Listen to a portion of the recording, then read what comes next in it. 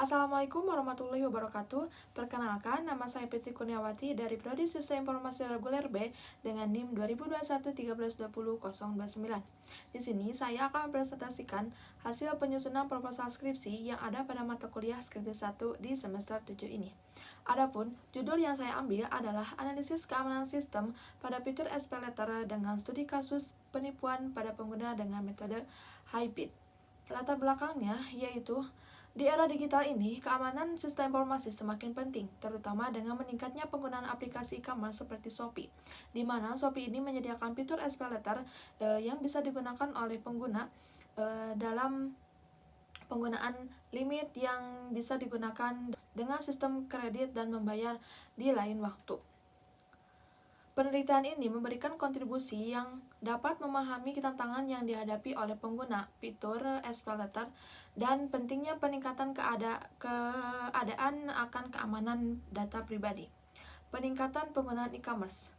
Adanya aplikasi e-commerce seperti Shopee ini meningkatkan pengguna Gen Z mendorong untuk menggunakan fitur SPLetter. Risiko penipuan ini memudahkan akses dan popularitas fitur SPLetter, meningkatkan risiko penipuan dan penyalahgunaan data pribadi.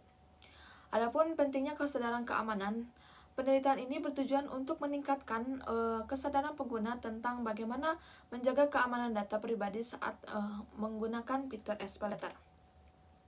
Selanjutnya yaitu ada identifikasi masalah. Peningkatan penggunaan e-commerce, banyak pengguna terutama dari golongan Gen Z yang kurang memahami risiko keamanan terkait dengan penggunaan fitur SPLetter.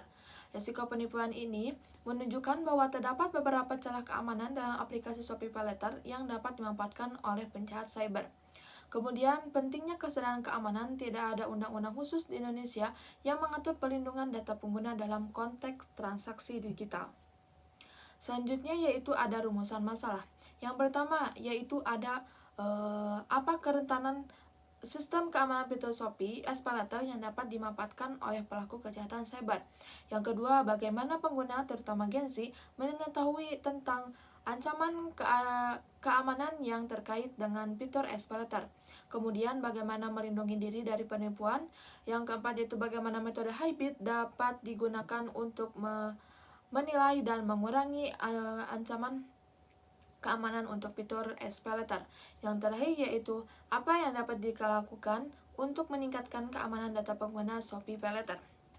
Adapun tujuan penelitian ini yaitu memahami kerentanan sistem keamanan fitur SPLetter yang dapat dimanfaatkan oleh pelaku kejahatan cyber, kemudian mengetahui pengguna terutama Gen Z mengetahui tentang bagaimana ancaman keamanan terkait dengan fitur SPLetter. Selanjutnya yaitu memahami cara melindungi diri dari penipuan yang sering terjadi. Selanjutnya yaitu menerapkan metode hybrid dapat digunakan untuk menilai dan mengurangi ancaman.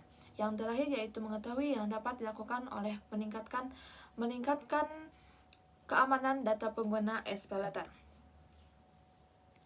Adapun manfaat penelitian ini dibagi menjadi 4 poin. Yang pertama yaitu bagi pengguna.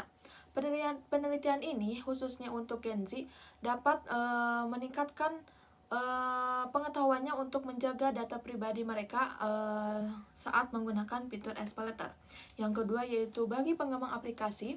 Hal ini sangat berguna untuk pengembang aplikasi e-commerce seperti Shopee ini dalam memahami permasalahan keamanan yang ada dalam sistem informasi fitur SPLetter. Kemudian bagi akademisi dan peneliti, khususnya saya, yaitu bisa menjadi bahan referensi bagi peneliti yang tertarik dalam topik keamanan sistem informasi dan tindakan yang dilakukan oleh pengguna dalam konteks e-commerce. Yang terakhir yaitu bagi pemerintah, penelitian ini juga membantu pemerintah untuk memberikan kebijakan untuk melindungi data pribadi di sektor e-commerce. Selanjutnya yaitu ada hasil penelitian terdahulu.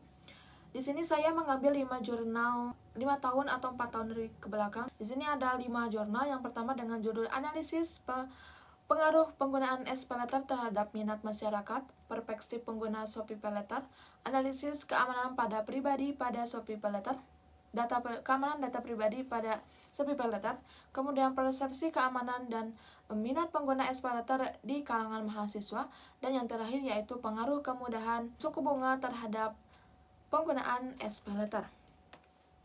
Untuk selanjutnya yaitu ada metodologi penelitian. Pengertian SPay Later sendiri itu merupakan salah satu fitur yang disediakan oleh Shopee, di mana fitur ini memberikan limit kepada pengguna yang mengaktifkannya, di mana limit itu bisa dipakai oleh pengguna dan dibayar di kemudian hari. Alasan-alasan pengguna menggunakan SPay Later ini yaitu karena pembayarannya yang fleksibel, kemudahan aktivasinya itu sangat mudah, penggunaannya sangat luas sehingga penggunaan itu bukan hanya sekedar pembelian barang, bisa digunakan untuk seperti pembayaran tagihan listrik, pulsa, dan tagihan lainnya. Selanjutnya yaitu ada metode. Metode yang digunakan dalam penyelesaiannya kali ini yaitu dengan metode hybrid untuk analisis keamanan. Metode hybrid menggabungkan teknik digital forensik dan engineering untuk mengevaluasi aplikasi dan menemukan kerentanan. Selanjutnya yaitu untuk kasus penipuan. Kasus penipuan yang terjadi yaitu menimpa salah satu Gen Z yang merupakan pengguna aktif SPay Later, di mana korban ini pada awalnya aplikasinya tidak bisa dibuka, kemudian berusaha untuk mengajukan pada pihak Shopee. Namun setelah itu ada CA Shopee yang menelpon melalui WhatsApp. Korban tidak mengetahui bahwa itu merupakan penipu, dan setelah itu penipu menguras habis semua limit yang ada pada SPay Later. Adapun kesadaran pengguna terhadap risiko ini menyatakan bahwa pengguna ini tidak sadar akan kejahatan yang telah terjadi pada dirinya. Pengguna belum terlalu sadar akan risiko yang terkait dengan penggunaan SPay Later. Banyak pengguna tidak tahu bagaimana melindungi diri mereka dari penipuan. Beberapa faktor yang mempengaruhi ketidaktahuan ini termasuk kurangnya pengetahuan. Adapun metode penelitian yang digunakan yaitu menggunakan data kualitatif dan juga kuantitatif, kemudian metode waterfall, dan metode penyelesaian dengan menggunakan hybrid. Dan yang terakhir yaitu ada alat dan bahan. Alat dan bahan yang digunakan yaitu bahan dokumen penelitian, data pengguna, data uji coba, komputer atau laptop, dan yang terakhir yaitu ada internet. Sekian yang dapat saya sampaikan. Mohon maaf apabila ada kesalahan ataupun kekurangan. Terima kasih atas perhatiannya. Wassalamualaikum warahmatullahi wabarakatuh.